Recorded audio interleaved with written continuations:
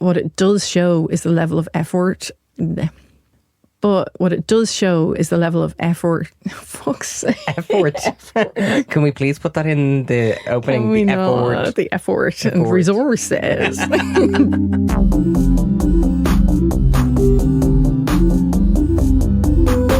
Welcome to In Bits, the podcast that deconstructs our digital lives. I'm Nicola. And I'm Liam, and we're both lecturers in IEDT in psychology and cyber psychology. We are. We would also love to hear from you and get some feedback to find out how this is going. So please do leave us a review on Apple Podcasts or a comment on Spotify now that you can do that, or send us a message on our socials because we really love to hear from you. Yeah. So, Nicola, what are you in bits about for today? Today, I am in bits about how the internet is radicalising everybody. Okay. Well, maybe not quite. Sweeping statement. Sweeping statement. Well, I didn't have a tabloid headline for this one, but I thought I would channel one as though it was a tabloid headline. Okay. But yeah, it's not quite true, obviously. But let's get into it. So what I want to look at today is the big picture of how technology is being used to radicalise, or at least how some of radicalisation might be exacerbated by technology and how some technology is being used to radicalise. It's not that all technology is being used and all people who are radicalised by technology. Okay. So who is most at risk of being radicalised by content online and by extremist influencers? Because there's been a lot of discussions in the news, and we're going to fully do a whole episode on the manosphere and incels. But after that TV program Adolescent came out, there was a lot of discussion about young men and radicalisation. But it really is a very big topic. But what we're going to look at today is who's most vulnerable to radicalisation kind of in general, why that is, and what is the pathway that people tend to follow, the different stages to believing in extreme ideologies and taking those kind of extreme actions. And also what, if anything, we can do to prevent this and to move people off the path once they've started down it. Okay, so before we start, do we need any content warnings? We do, but it's actually surprisingly not too bad today. Okay. So we will be talking quite a bit about the far right, but we won't be repeating their messaging. And we'll be talking about vulnerabilities to radicalisation. So we might mention things like mental health, discrimination, prejudice, but not in real detail. And we will mention violence, but again, we're not going to go into explicit detail about anything like that. So it's not too bad. Okay. I know, yeah. For us. You say it's not going to be too bad, and then I'm just like, yeah, okay. I'll wait and see. How it goes. Yeah. A little bit about kind of the context of this, the spread of extremist content online. I think that obviously there's a growing awareness that there is a rise in far-right ideology and extremism in Ireland, across Europe, worldwide, everywhere. And in Ireland, in our last general election, which wasn't all that long ago, these groups made very little ground, thankfully. They got a tiny percentage of the votes in the election, unlike in other European countries where they've been getting much more substantial majorities. Well, Italy's government changed and became far right. Hungary's did. Poland as literally well. Just did, yeah. And it kind of trickled through Germany as well. Not looking great, yeah. Yeah. It's not good. But their talking points are being spread online and oftentimes in the media as well. So off the top of your head, can you think of different types of extremist ideologies? Can you think of any examples of people in the public eye who might have spread this without even realising, or fallen for the messaging without even realising?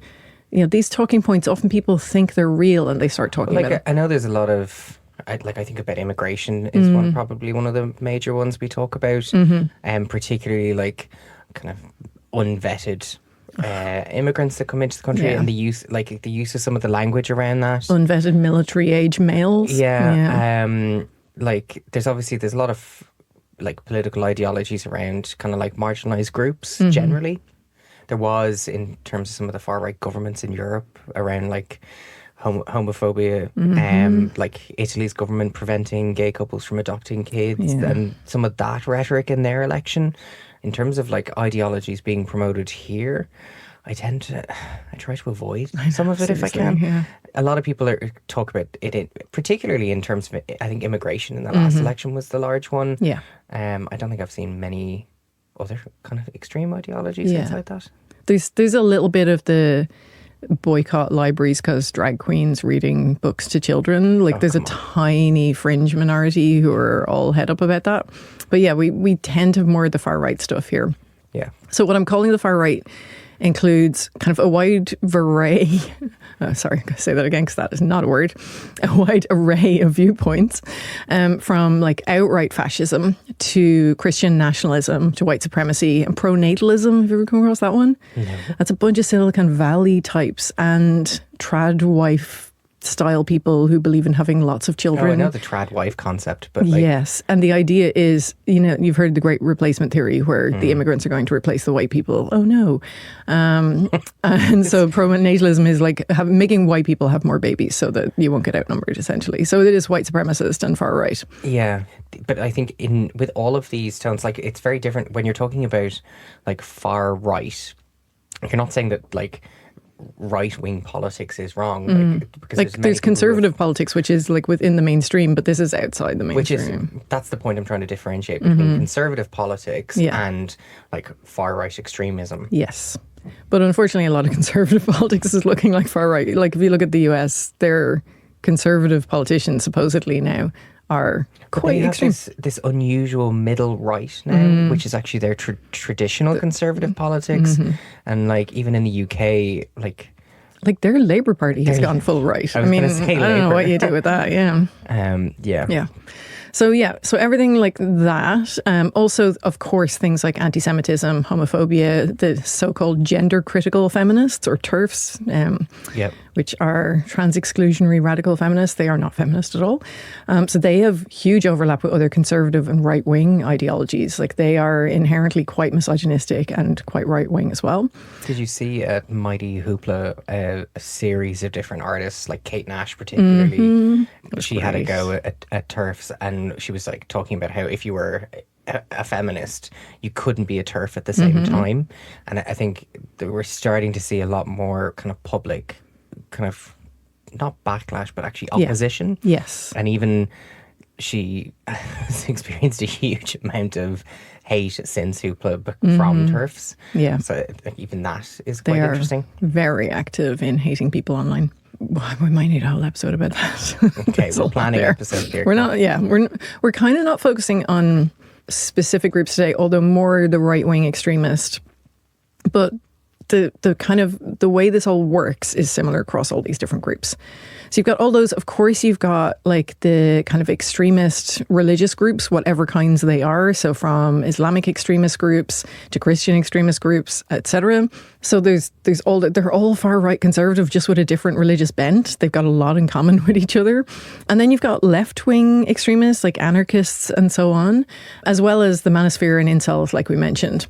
So I think that's kind of the main ones. There's lots of subgroups within those. But I think we've covered quite a few. There's quite a few there. It's probably more. Like there's quite a lot of extremism. We tend to hear a lot about how social media is spreading these ideologies. And I am going to talk about that. But the traditional media also really plays a role here. So a really good example of mainstream media spreading this information, and a really incredibly naive example of this at best, and really terrible idea for what article should be at worst, was in the Irish Times in 2017. It was an editorial piece that they published by someone who is known to identify with the alt-right and support the kind of right-wing extremist sentiments that they have. And this piece was called "The Alt-Right Movement, Everything You Need to Know." Snappy little article, which included lots of definitions straight from the mouths of extremist commentary into the pages of the Irish Times, which is one of the main Irish newspapers. So it was taking expressions that they use and then giving you a definition of them. So things like a blue hair is an aggressive, unpleasant feminist with brightly coloured hair, usually depicted as being overweight. Fasci is possessing a fascist aesthetic. These are just presented without any commentary, and they included other extremely racist and hateful terms, which I am absolutely not going to repeat here, but they were just presented as like, oh, this is just interesting information to know, which is it's just hate speech. Really, yeah, platforming hate speech.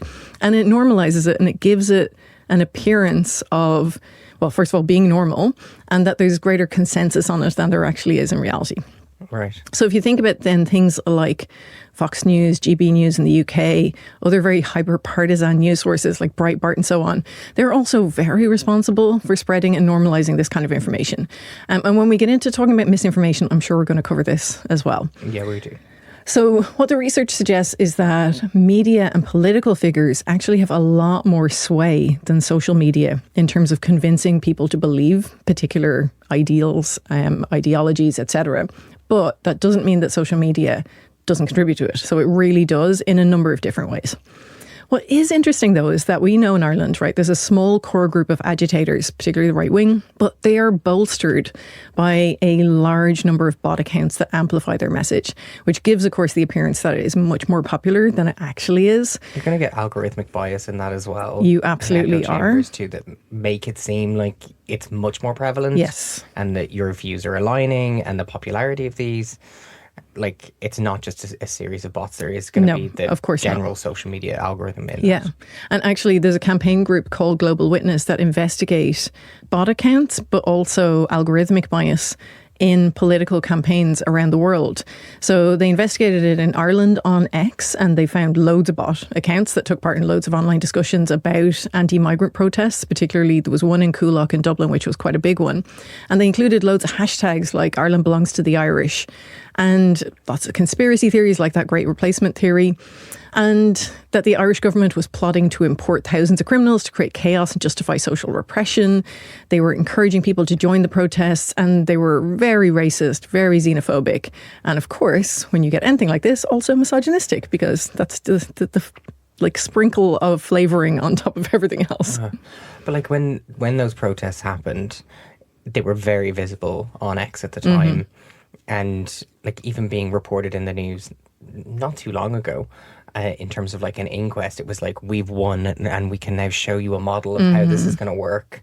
And it was like this very like indoctrinating kind of style of, here's a handbook for chaos. Yes. And here's how you can disrupt to the point where it won't happen, rather than all of the issues that were actually in the background of that event, of like a lack of consultation, which I absolutely get, making sure that these centres for immigrants that are coming in are actually fit for purpose and meet basic kind of human rights as well. Yeah, and that the environment they're going into has the resources to support all the new people coming in, as well as the people who actually live there, because they often are in areas that are already under-resourced. But a lot of the arguments and why they're probably so effective is they're not always extreme in their discussions. So like things like education, like healthcare service providers, mental health provision, like something as basic as like shops and resources, and things like parking, which are some of the areas that are actually mentioned by people in that consultation process. Yes. I get those. Yeah.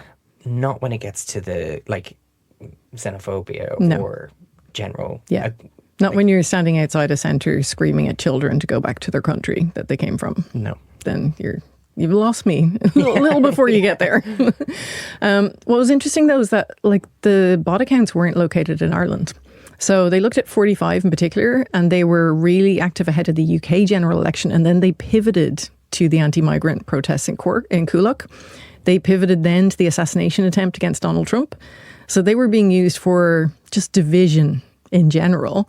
They also promoted climate change denial, other conspiracy theories. So they were just picking up on particular campaigns in a directed way. I know. It's clever. Really interesting. So they produced over 600,000 posts from the 22nd of May to the 22nd of July, 2024. Wow. Yeah. Like that is a huge amount of content to be pushing into these areas, and it makes it look like something has a huge amount more support than it actually does. See the use of bots and some of these websites reminds me of the Trump-Clinton election and where misinformation first started to come in. And even though it wasn't found to be in terms of the misinformation posts, it wasn't found to be the deciding factor in terms of the frequency, the amount of them that started to be generated started to have an impact. Yes. So like 600,000 posts in the lifespan in 2 months, huge. I know, particularly for Ireland. Like we're not that big. Yeah. And how many were the bots singular account or multiple account? Well, this was 45 of them that they had looked at, but there were loads more. Okay. Yeah. The same people, Global Witness, they've also investigated this kind of content and algorithmic recommendations in Poland, Romania, Germany, all of them ahead of their general elections. And they found the algorithms, particularly for TikTok and YouTube, were pushing hard right content at much higher levels than other political content. So it's not always organic content that we're seeing amplifying these messages, right? It's But it's salacious content too. It is. And it's specific campaigns. And it's often not even... So we know like Russia has bot farms and they just promote divisive messages to every side of every argument everywhere in the world pretty much because they want to cause disruption and social chaos. So they might be putting out Trump messages and anti-Trump messages. Unfortunately, the content that they spread that's more far-right content tends to spread further because people share it more, it gets more attention, it's more viral. But they are actually just promoting chaos generally. So this is not actually a terribly new phenomenon in terms of using technology to spread misinformation, extreme views, propaganda, and terrorist ideology, right? It's been amplified by the internet for sure, and by social media. But radicalization, the use of technology and media to spread it, goes back centuries. So can you think of any other technology that's been used to spread ideological information? Well, when you talk about technology, the big one I think of is like propaganda generally. So like propaganda posters, the printing press is a piece of technology. Huge one. Yeah, So- exactly. Yeah, no, I'm talking that and even further back. Oh, even further back. Further back than the printing press for... You want some examples? Yeah, go. Hangings, public hangings. Right. Right, so you do them on like market days or festival days so that everybody would come from the surrounding area and they'd spread the message back to all their villages. Murals, Northern Ireland, Oh, yeah. Nazi Germany, the KKK, they all used murals to claim territory and send like a terrorizing message to people to warn them that this is a particular area you need to be afraid in if you don't agree with them. ISIS and beheadings. Exactly. Radio, TV, film, all hugely used by all of these different organizations. Like the Nazis were kind of early adopters of technology for propaganda, shall we say. Yeah. But film and radio and print media for sure. But there's a lot of... Well, it reminds me of that really famous poster. Was it of Reagan and Gorbachev kissing? There's a big mural of it in Berlin. In Berlin, yeah. And like that's like they propaganda became art as well, and that was how it kind of increased its viral ability as well. It's really fascinating. In Nazi Germany, the KKK, ISIS, they've all used loads of technology. If you think about people like Alex Jones using radio, it's a new form of radio, but using radio to spread propaganda, extremist views, etc.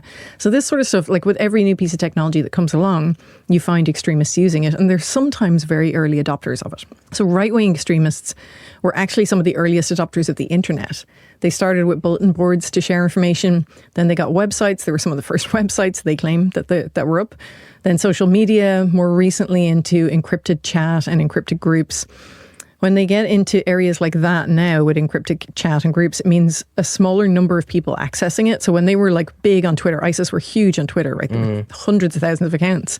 So anyone could come across it, but it meant the barrier to entry was very low. So there were lots of people who were just like, oh, this is kind of interesting, but they would never have done anything. But now that it's in encrypted chats, you have to be invited in. The barriers to entry are higher. So the numbers are lower, but the people who are in there are perhaps much more committed. Much higher on the range. Okay. Yeah. And it's a much stronger echo chamber when you get in there because there's no opposing views. So It's kind of like, it's very incel culture. yeah. Very insulated. Yeah. Yeah. So lots of groups have taken advantage of technology. ISIS in particular use video at kind of unprecedented rates for inspirational speeches, instructions, memorials, and of course, videos of those beheadings and all those kind of things to spread violence and terror. It's still being used in lots of those kinds of ways, also for fundraising, knowledge sharing, and recruitment, of course, which is really what we're talking about today. But I think biased and manipulated algorithms and armies of bots are part of spreading that messaging for recruitment now. But it reminds me, and like you've already used the Nazi Germany example, but it's like Hitler at the Nuremberg rallies or Hitler Youth, and like all of those kind of messages being spread on a continuous basis while the war indoctrination. was happening. Yeah. So I want to talk about what terrorist ideology actually is, just really briefly, so that we kind of have an idea of what it is in our head. It has particular features, right? So there's kind of 4 features to it. It is really polarized. So these groups really operate on a very, very strong in-group, out-group bias, which we've talked about before a little bit. But basically, when you're in an in-group and you view other people as in an out-group, you are much more likely to do them harm. whether that's online, offline, anywhere at all. And that can be quite arbitrarily grouped. Like if you've ever heard of the experiment of the blue-eyed kids versus the brown-eyed kids. Jane Elliott. Yeah. Jane Elliott. Really arbitrarily grouping people can get them to behave worse towards the outgroup. But it's the language the polarized groups use. It's very much us versus them language. Absolutely. Yeah. They can't understand us. Like there's a whole... Exactly. And that bonds the in-group together. So you know that thing, united against a common enemy? That is what happens here. So it's really threat-oriented. So that's the second feature of it. So that external threat from the out-group increases group cohesion for the in-group. It brings them and ties them tighter together. The ideology is also absolutist, right? It's black and white, good versus evil. There's no grey area in it. There's no nuance in it. And of course, these ideologies are hateful. So they're aimed at energizing people to take violent action.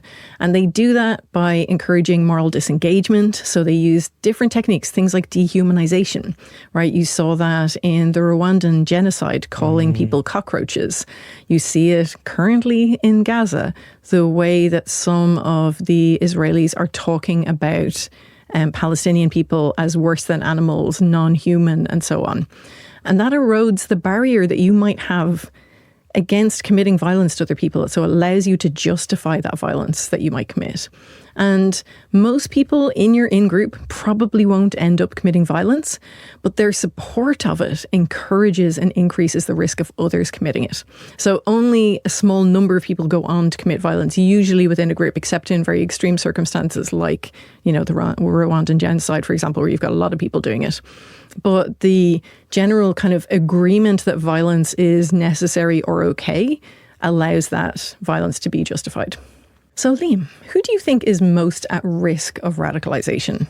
Generally? Yeah. People who might be more isolated.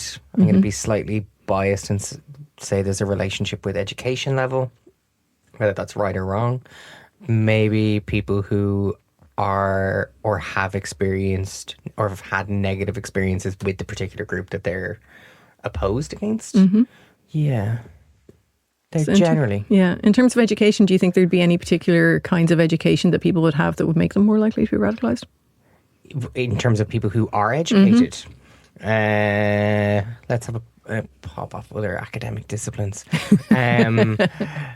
Theology, maybe. Interesting. Maybe. Okay, you're so wrong on everything. Maybe not everything, I'm but okay like a to lot of accept things. that.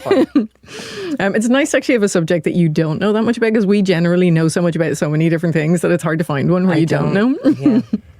Okay, so that is, I think, what a lot of people would think of who is most at risk. It actually varies quite a lot. Are they stereotyped it? A little bit. Okay. Yeah. So there was a recent paper by Schuurman and Carthy in 2025, right? So really recent. And what they did was look at radicalized individuals across Europe and North American countries. They looked at both jihadist and right-wing extremists and the general population to see how they differed from each other. So they also, within that, which is really unusual, most studies don't do this, they looked at those that used terrorist violence and those who don't. So extremists versus terrorists, right? Because you can be extreme without being violent. Your rhetoric might be violent, but you might not have committed violence. Where you commit violence, that is a different population group, right? So general population, those who are extremists and those who actually use violence in a terrorist way. What they found is that those who are radicalized are far more likely to be men, right? 5 times more likely to be men than women. And 25 times more likely to be men for terrorists. So that's the ones who actually commit violence. That's interesting. I didn't even, when you were asking me those questions, I didn't necessarily even think about women. And I don't know whether it's more so a media portrayal or like a cinematic portrayal of terrorism and radicalization. But my head was just male. If you think back to the people who left the UK and Ireland to go support the jihadis, it was often women going to like support the men in their journey. Like quite a lot of women went as well, but not as many as men, obviously. They are also quite likely to feel that they lack political representation, right? So it's not that they necessarily lack political representation, but they have a perception that they do. And they're more likely to be unemployed and to have suffered ACEs. So that's the adverse childhood experiences that we talked about in the social support episode. And for those who committed violence in particular, they have communicated a desire to hurt others and more than likely have a criminal history. They're no more likely than the general population to suffer with mental health difficulties, right? This comes up a lot. A lot of people think that people who are extremist have some sort of mental health difficulty. That is not the case. In some cases, they have lower rates of some conditions. The prevalence rates for lone actors, though, tends to be above population averages. So that's people who act out on their own. They have extremist views, but they're not acting with a group. But for group-based terrorism, the rates are lower. This is just a reminder that people who have mental health diagnoses are far more likely to have violence committed against them than to be perpetrators. People always forget that. They often think when someone's done something awful that it must be mental health related. That is absolutely not the case. We also tend to characterize people who commit terrible acts as psychopaths. But people who commit violence for terrorism purposes are typically doing it for a cause, right? They're willing to give up their life for a cause. They tend to have very strong connections to other people in the radical group. And that is not something that a psychopath has. They're not psychopaths. Psychopaths don't care about other people, and they certainly don't care about a cause. There is some evidence, so we talked about education, that engineering education makes it a little bit more likely for people to become extremists. You're going to have to explain that. I know. And it is because it is black and white education, right? There's no nuance. If you talk about studying the arts or psychology or social sciences, there's a ton of nuance in there. It's not black and white, right? You're trying to use your critical thinking to get to the core of arguments, to work out something that's going on, to present logical arguments and so on. So something is either factual and correct in engineering, whereas particularly within psychology or humanities disciplines, it's all about academic discourse and argument. And there's very rarely a yes/no answer. No, but yeah. No, Sorry. but yeah, see? That's my instant response. Yeah, no, but it's the ability or the kind of growth of knowledge and what we look for in a student. Yes. Or anyone who's learning in a degree is that their critical thinking grows, and their self-development, their ability to question themselves also grows. Yeah. And if there's literally only a correct way of doing something and a wrong way of doing something, you're not developing that ability to kind of retrospectively think or learn from mistakes either. Yeah. And to sit with uncertainty. Yeah. Yeah, so I think it's really interesting. Now, that does not, of course, mean that everyone studying engineering or like science subjects is going to be radicalized. It's just that there's slightly more people who come from this background that are ending up radicalized. As well as that, different radical groups have different profiles, particularly in relation to socioeconomic deprivation and educational attainment. So European jihadists are less likely to be employed, whereas US extremists are no more likely to have experienced socioeconomic deprivation or low education. So two very, very different groups. One of the reasons that European jihadists become extremists is because they are actually experiencing deprivation. There's discrimination. They're maybe living in projects, etc. Whereas right-wing extremists in the US, not necessarily. So in general, there's a lot of variation between extremists in terms of their characteristics. So it's not actually a very reliable way to predict who might commit violence or who is likely to become radicalized, right? So trying to find groups and say, well, those are the ones that are going to be radicalized really doesn't work. So rather than focusing on a particular type of person, more the idea that it's a dynamic process of radicalization is more accurate. And that allows us to focus on the vulnerabilities that might make someone more receptive or open to radicalization. Pretty much all models of radicalization start with vulnerabilities that are leveraged by the extremist groups as sources of motivation towards their radicalization. So let's get into how people become radicalized. So what gets them on that pathway and draws them further into it. And then at each stage, we're going to look at what are the best ways to try and derail that process. So if someone you know, someone close to you is starting to get radicalized, what can you do at each of the stages to try and get them out of it? And in the later stages, what can like the government or kind of like non-profit organizations maybe do to help? Because when somebody gets really deep into it, it's actually quite difficult to get them out. So Liam, what do you think it is that actually attracts people into radical groups? So we've spoken about the different backgrounds of people, the different types of education. So some of my kind of stereotypes are kind of dispelled a little bit, not too much. Like, I think of people who I would describe as radicalized or far right. Yeah, I'm starting with a sigh. It's not good. They would think that they're the only person with the answer to the problem, and that everyone else is blind and can't see the answer to the problem. I'm kind of describing a personality type here as well. That feels like someone who's already in it. Yeah, they feel like they are creating the solution to the problem, and that this is a new thing, as opposed to they're already have potentially been radicalized or in that stages. I want to say a sense of community or shared sense of belonging. Yes. That's Am I very hitting much the nail it. on the head there? Yes. Like, why does anyone join any particular group, online or offline? It's a sense of self, sense of belonging, community, wanting to feel understood or heard. Yes. Self-esteem. All of that. Okay. That is definitely it. So there's a number of stages in the process or this pathway. And there's loads of different models that look at this, right? And they have a lot of features and stages in common. But there's a really recent piece of research by Emily Booth and colleagues, which I'll link to in the show notes. And they looked at different data sets, including online communications of fringe groups, accounts of former believers in different extremist ideologies, and existing research. And they formulated a radicalization pathway that includes online information seeking and community as part of it, because it is so central to how people become radicalized, online and offline, but particularly we can see how this happens online. So they've outlined 6 steps of radicalization, and they align really well with the other models that I mentioned. So I'm not going to go through all the models, you don't need to know them all, but just know that this one aligns very well with it. But the thing that all of these models have in common is the vulnerabilities that make someone being more open to radicalization. So stage 1, they call uncertainties and questions. And there's 3 influences in particular that make people vulnerable here, including a need for significance in the world, for a narrative or a worldview that gives you structure, meaning, and purpose to your existence, and a need for network and community, right? Okay, really foundational core needs that help you find your place in the world, know how it works, understand how to move through it, and feel like there's some meaning in it for you. Belonging. Absolutely. So the pre-radicalization stage is often marked by some sort of disillusionment with the world, right? So it can be perceived injustice or humiliation, or real injustice or humiliation, but it doesn't have to be real. You can just feel like you are being discriminated against, even if you're not. Okay. So you see this a lot with incels, for example.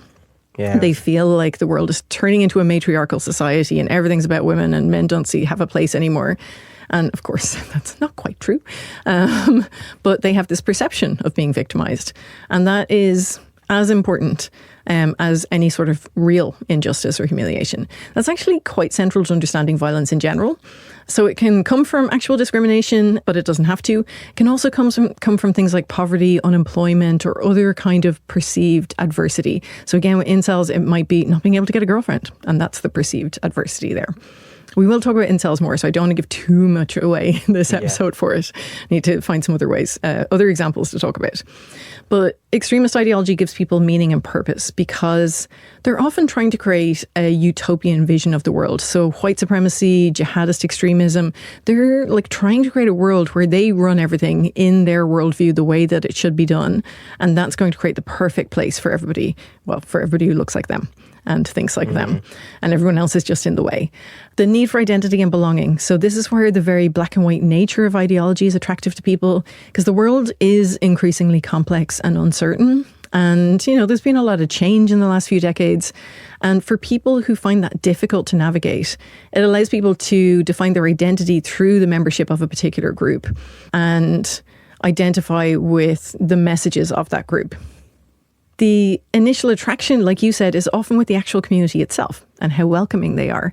And that fulfills that need for belonging. Which is kind of like confusing because you're associating this with generating violence or having an underpinning of kind of like general cruelty or evil or whatever language you want to use. Yeah.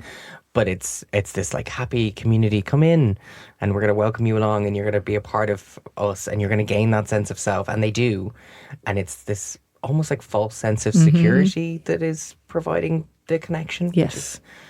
There's a really good TED talk by Erin Saltman from a few years ago now, but she went undercover into a youth extremist group in Hungary. And she said when she went into it, she was really surprised because it was really fun to start with. Like, it was a lot of the typical activities you might have in a youth group as a teenager. It was only when you started mentioning people that they didn't like the Roma community or Jewish people, that the hate started to come out. So they do bring you in using typical ways of attracting people into a community around shared identity, belonging, fun, you know. I'm just imagining Jojo Rabbit. That's all I'm thinking of. Have you seen that film? No. Oh my God. That's your homework. Okay. It's fantastic. Like, I'll send you the link, but the director of it plays Hitler, this little boy's imaginary friend. Okay. And he's in Hitler Youth, and he's like, obviously the director of it is gay, so there's a gay Jewish director playing Hitler in this film, and he's an imaginary friend, and Hitler's like super camp, and Hitler Youth go around and they learn how to like be violent, so they stab like teddy bears. Oh, like, I'm going to make you watch this. That's all I was picturing. Very surreal. But it's hilarious. But that's all I was picturing as you were like, it's this happy youth group place, and they go to like summer camp for Hitler Youth. Mm-hmm. Okay, I'm going to send you a link for this. Okay, cool. That's my weekend, next weekend. So what's interesting is the particular type of radicalization that someone experiences might give more insight into what their vulnerability was. For those who joined far-right communities, the circumstances that contributed to that were more likely to be a sense of loneliness, and they maybe felt inadequate due to lack of friends or negative experiences with girls when they were in school, right? So this is coming from the research on those particular groups. But if you look at another kind of group that believes in extremist conspiracy theories or ideas, like anti-vaxxers, their distrust might come from the country's healthcare system, exacerbated by maybe COVID-19 or the birth of a new child. Anxiety about their child experiencing pain could be a trigger. It could be women's own experience of childbirth, which often isn't all that great. And so they have mistrust in the medical system. So there's different triggers and there's different vulnerabilities that people can use to leverage people into extremist views. So these personal vulnerabilities might co-occur with some sort of exposure to extreme content or like small bits of extreme content. And that might trigger the start of the radicalization process. And that might be in political or religious settings or other settings like that. And for a lot of people who've been radicalized more recently, the uncertainty and fear that came about with COVID, you know, it was such a huge change in the world. People didn't know what was happening. They were looking for some certainty, some answers. And that was a trigger point for a lot of people to be radicalized. But there was also points during COVID where people were getting information or healthcare information that wasn't necessarily correct either. And then that information would change, and then that would create uncertainty. Absolutely. And like some of the sources they were getting that misinformation from should have been trustworthy, like the White House, for example, and was not always. Corrects. Is the big one, Yeah. At this early stage, this first step of pre-radicalization, people might exit the pathway through having access to reassuring advice from a trusted source. So that could be a news report from someone reputable, or a reputable website like a government fact sheet, or consultation with authoritative figures like doctors or community leaders, or even someone's parents, for example. So at this point, just having good quality evidence available can be really helpful. The second stage is curiosity and criticism. And this is the stage where people are seeking to clarify their thoughts on whatever it is that's worrying or concerning them. So, for example, if they are questioning the effectiveness of vaccines, they might talk to their doctor, they might tentatively disclose their views or their questions about it. Or for other kind of ideologies, they might disclose interest in fringe views to people that they know. So in situations like that, if you or if experts that they disclose to reacted with a stigmatizing reaction, so if you were like disbelieving that they could believe that, or you mocked them or you shamed them and you're like, oh my God, that's so stupid. Yeah. That's going to shut them down, and they're going to throw the wall up, and they're going to completely disassociate from anything you have said, even though you're from an area of expertise. Exactly. And it accelerates the radicalization process, because guess where they retreat to? Their safe online space where people understand them and reassure them. So any sort of negative reactions, judgment, disparagement, aggression, produces quite visceral shame and embarrassment. And it makes people regret placing their trust in the person that they disclose to, right? So you're shutting off a valuable exit from this radicalization pathway and actually shoving them further into that pathway. So going back into these online spaces further exposes them to content that like aligns with their views, or they might post about their experience of sharing and then they get loads of support and encouragement from other people.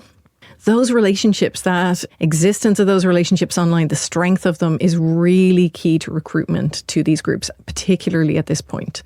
So, when people talk about this happening, particularly people who were radicalized and they come out of it, they talk about this in a very emotional way, the stigmatizing reactions.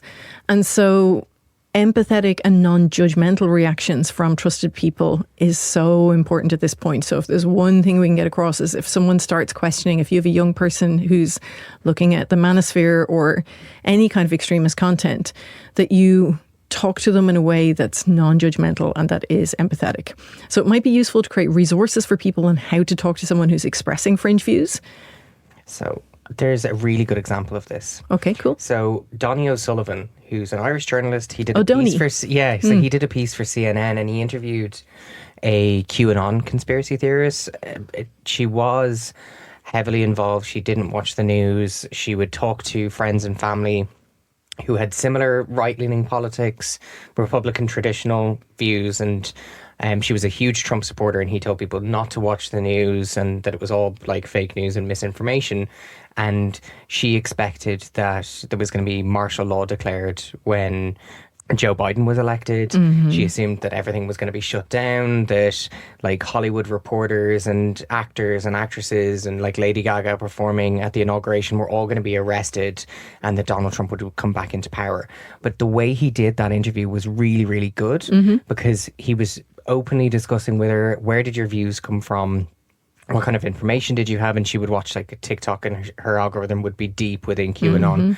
And he wasn't judgmental. He was very open with the interview and he was like, he was like very relaxed in the way he approached it with her. And she was talking about her relationship with her daughter and her family and how she retreated socially from anyone who didn't align with her beliefs and views. And I was just picturing that interview at that time. And I will still use that in my persuasion module, because I think it's a really good example of how you can see how someone experiences and believes misinformation. And I wasn't even approaching it from a radicalization angle, but the opposite to what you're talking about of the judgment or the criticism. She actually opens up so nicely with them. So we might stick a link to the show notes and for that as well. Yeah, absolutely. Definitely.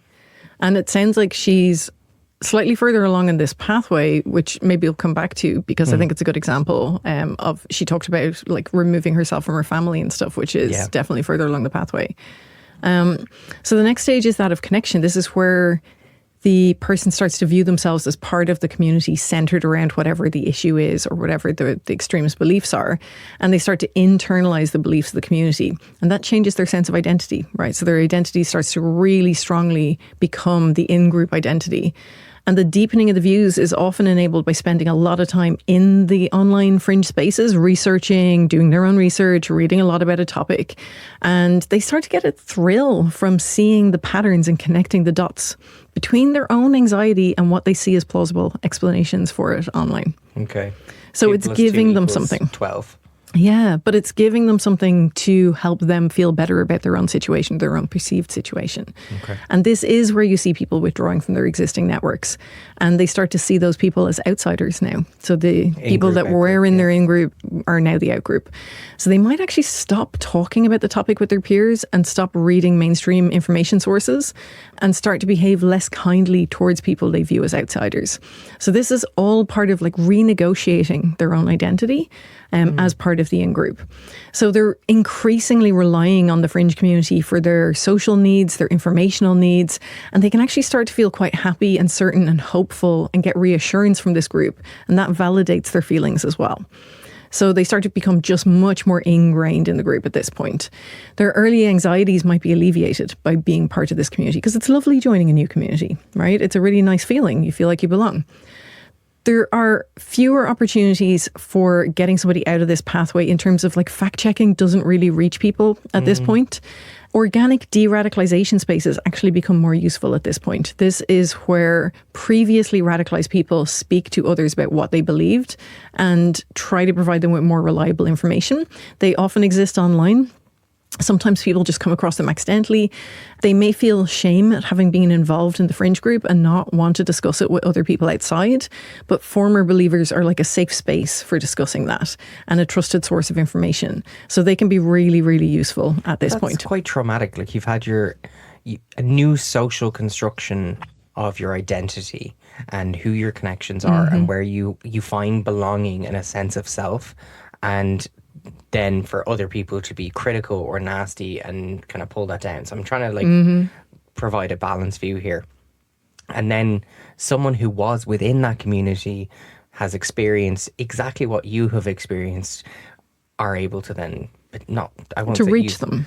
I was going to say to pull you out of that space, and it may not necessarily be pull you out of that space instantly, but for them to find someone else who's like-minded but isn't extremely within the rabbit hole. Yeah, exactly. And who understands them and understands where they're at and understands their vulnerabilities and can reach them and see them for who they are without the judgment. Without the judgment aspect, yeah.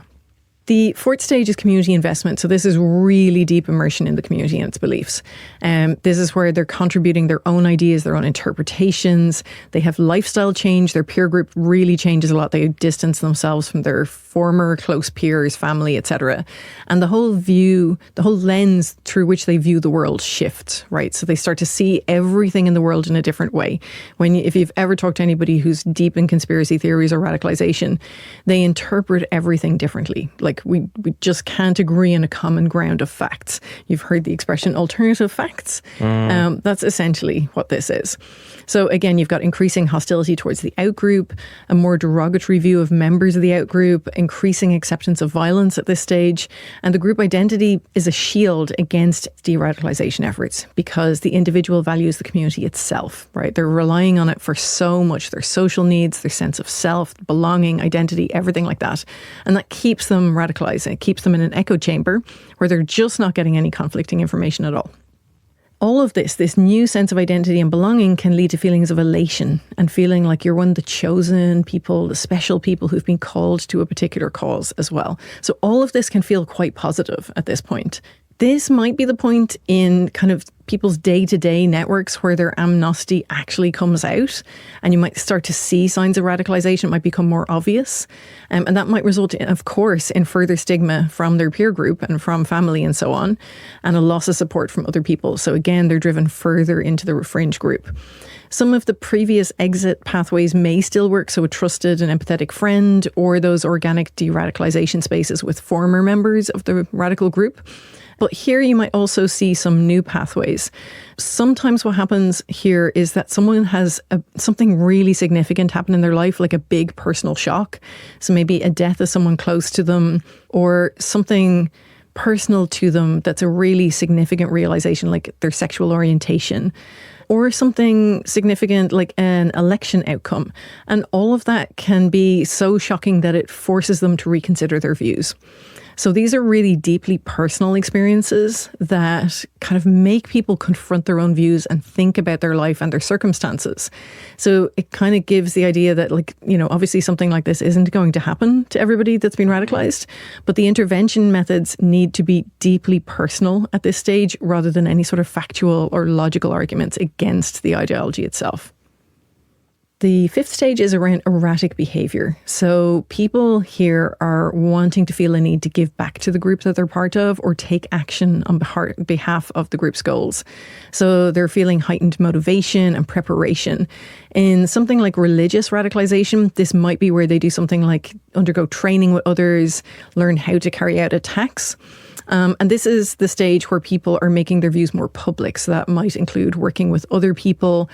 Unlike offline radicalization, though, where someone might need to like go overseas for wartime training, for example, the internet allows you to develop skills, maybe get materials and stuff online, so you don't need to go anywhere. So it allows for participation, and it allows for participation in public displays that don't require training or violence. So, for example, hashtag campaigns to make an issue trend on social media, which might potentially recruit new members. So you're visually being part of the group. Your language might be violent, but you might not actually have to physically go somewhere and commit violence to do it. But there's also potentially like levels of anonymity in that as well. So there's still, while you might be engaging in like erratic behavior or encouraging recruitment through, say, X or another platform, you're not necessarily fully exposing yourself to any consequences either at that point. Absolutely. Yeah. So in terms of pathways, exit pathways here, there's a couple in the research. Medical intervention brought about by an existing issue like mental health, addiction, or other unresolved issues like ADHD as well as one, though that has the potential to trigger a de-radicalization process. Now, like I said, not every radicalized person has mental health problems at all, but for some who do, this may be a route out. The other trigger that comes from the research was people who were forcibly institutionalized after a severe breakdown. So they're again, completely cut off. Yeah. So again, this is obviously not going to be applicable to all radicalized people, but it does show the level of effort and resources required to reach somebody at this stage. It is really significant. The final stage, and this is not one that everybody gets to, this is the stage of committing harm. In this paper by Booth and colleagues, overt violence was actually uncommon because they were looking specifically at online radicalization, and a lot of people in the data had parted ways with the community that they'd been attached to. But if you look at the news, there are so many examples of people who have actually gone on to commit violence as part of various groups like religious extremists, incels, the far right, and so on. There are plenty of violent acts and deaths that are connected to that. So the kind of violence taking place in online extreme spaces might be different to that of traditional violence and religious extremism. So, for example, Anders Breivik. Yeah, so the guy in Norway. So he killed, 77 people? Yeah. So it was a shooting and it was a bombing. So it was in Oslo, and then it was also on Utoya, the island outside. So traditional, like right-wing extremism or religious extremism, I think there's a more traditional path to violence in it. Like it tends to be like a more predictable outcome from that. Whereas there's other kinds of extremism. For example, if you're in a anti-vax space online, you might not vaccinate your children. Right? That's a different kind of violence because it opens up your child to quite a considerable threat to their health and their life, potentially, even more so during COVID. But the reason you're doing it isn't to commit a violent act. You're doing it out of protection and love and thinking this is the right thing for your child. And it's very different. It's internalized and not impacting anyone else outside of your immediate family. Except the person when who you potentially carry a vaccine. Except when herd immunity goes down and other people who can't get vaccinated suddenly get measles and COVID and whatnot. Okay, I take back what I said. Yeah. So it is a problem. Most radicalized people don't commit violent acts, right? We know that. But their support for the violence and the rhetoric encourages those who do commit it. And if you've ever heard the term stochastic terrorism, it basically means through rhetoric creating an environment where it is inevitable that somebody will carry out violent acts. I would say at the moment we have a lot of stochastic terrorism around trans people. There's so much violent rhetoric about who they are and the threat that people should be experiencing from them, that it is inevitable that attacks will be carried out. Well, there have been. Yes, and there have been. I think with the trans community, I find the rhetoric is it's not overly extreme.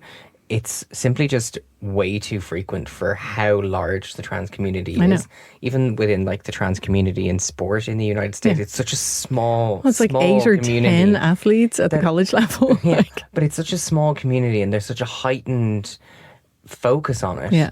And it's because it's salacious or it draws people's attention, and the fact that what bathroom someone uses, that you may or may not even be able to identify that person's gender, never mind not being any of your business, is actually not a threat to you or to anyone else. But it was literally workshopped to find a topic because the trans community is so small. A lot of people don't know anyone who's trans. And if you don't know something, you don't know a person, you might be afraid of them because you know nothing about them and you think they're very different to you. And so it's really deliberate to create division and But it is encouraging violence against this group of people. At this stage of the pathway, the main exit is some sort of formal de-radicalization program run by governments or a non-profit organization, right? It is really, really difficult to talk somebody out of it at this point. Okay.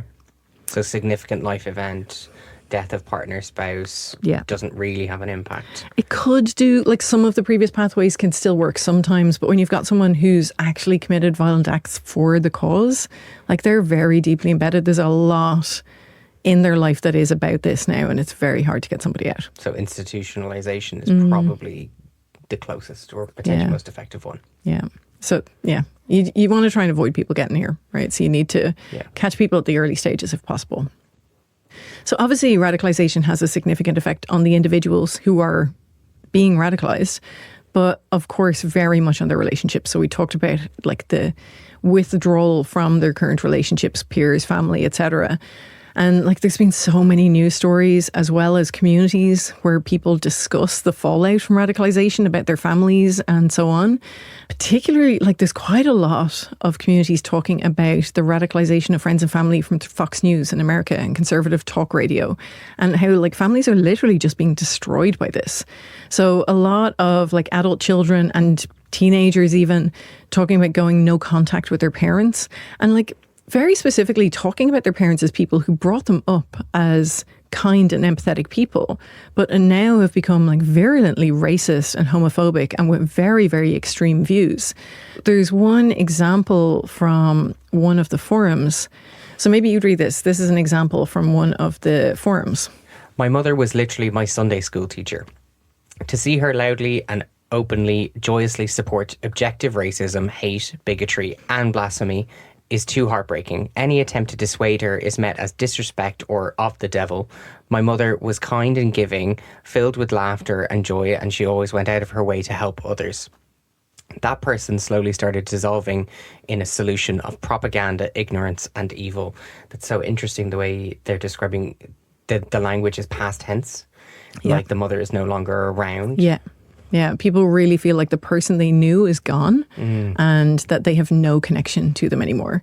So often people are discussing their family or friends and they talk about how they voted specifically against their interests. So like if they were gay, for example, and their parents were specifically voting for candidates who wanted to ban gay marriage or gay people being teachers or things like that, or voting for candidates who were against trans people or abortion as healthcare. Like there's so many women who talked about how they were sexually assaulted and had abortions, or had a child, you know, who wasn't going to be born living for very long with fatal fetal abnormalities and had to go through the experience of having an abortion, and that their parents knew that and then voted for a candidate who was against all abortions. So they really talked about how they just couldn't understand how their parents or other people close to them could vote for someone who would commit these kind of acts. And completely against their own ideology, or Yeah. but like even this, like I always find it very interesting when people who are super religious are really homophobic or full of hate, when it's like one of their like supposed to be one of the biggest values is loving thy neighbor like you love yourself. Yeah, I know. And acceptance, and like just this kind of rhetoric is actually just a complete juxtaposition of how they're supposed to behave. Fully. So like I know someone myself who was a very open person, very supportive of the LGBTQ plus community. And I think during COVID, maybe was off work for a while and obviously started to spend an awful lot of time online and got really into various different radical views, to the point where they, you know, they started with some stuff around COVID, but they've gotten to the point where they believe that the earth is flat, which is so removed from reality that it's hard to know how to start to have a conversation with somebody like that to bring them back from where they're at. And they have cut off most of their family, most of their friends, because their views are very, you know, anti-immigration, gay people are Satan, drag queens are trying to molest your children, never mind that the people in the church that they believe in are the ones who are generally molesting the children. I can see how people can rationalize arguments for all of those things, with the exception of the earth being flat. Yes, exactly. I feel like that is where you've no connection with reality anymore. Yeah, that's what I mean. I can see whatever previous views, personal views, whatever. I'm not saying I agree with them, but saying that the earth is flat and I would just go, where does that come from? How are you rationalizing that? And then I would question the integrity of the person putting forward that argument. And then I would hope that anyone else who's listening to that argument would go straight away, no, this person is devoid of reality, and I can just ignore what they're saying. Unless they're similarly radicalized, which is the people they are talking to online. Other flat earthers. Yeah. Okay. Yeah. I guess what comes away from this is that what happens offline is as important as online, right? The triggers are not really online triggers. They are caused by the offline environment. So we need to be looking at what's happening with people offline in order to prevent radicalization. And it's also really important to note that lots of us spend a lot of time online, and a lot of us come across content that might trigger extreme views in other people, but we've managed not to be radicalized, right? So it doesn't mean that if you come across something that is extreme online, you are going to be radicalized, or if your kid comes across something extreme online, they're going to be radicalized. There has to be some sort of vulnerability there.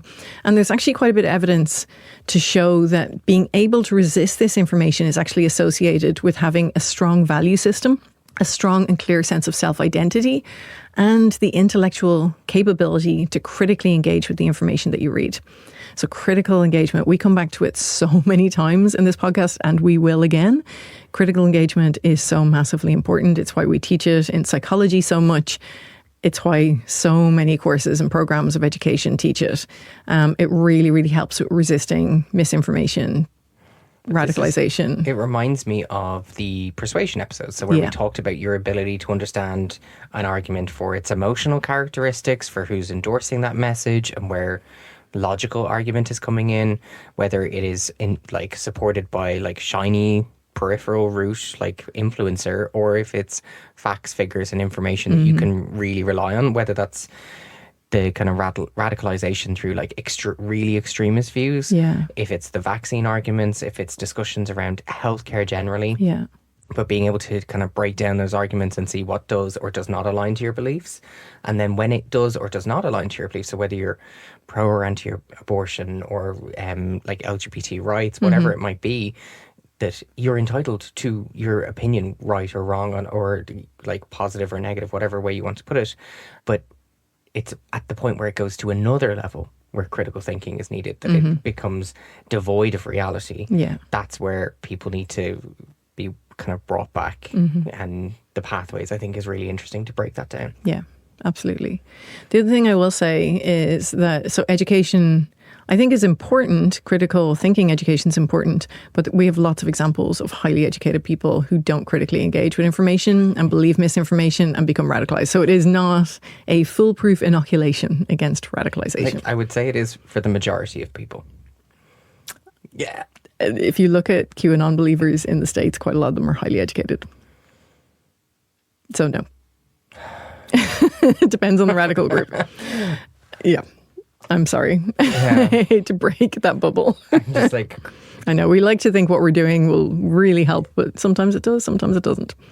Thank you all for listening. You have been listening to In Bits, the podcast that deconstructs our digital lives. I have been Nicola. I have been and still am Liam. Yes, we have. You can find us on Blue Sky, Insta, TikTok, YouTube at In Bits Podcast. Like I said at the start, we'd love to hear from you. Please follow us to find out what our next topics will be. Get in touch with your experiences, your thoughts. We'd love to get feedback from you. So please leave us a review or a comment on Apple Podcasts or Spotify. This episode was produced and edited by Owen Hurley. And thank you also to Owen for our music, as always. Thank you for listening. We'll see you in 2 weeks, wherever you get your podcasts. So Spotify or Apple Podcasts. Or there's some other platforms too that I can't remember the name of. Yeah. See you all then. See you in 2 weeks.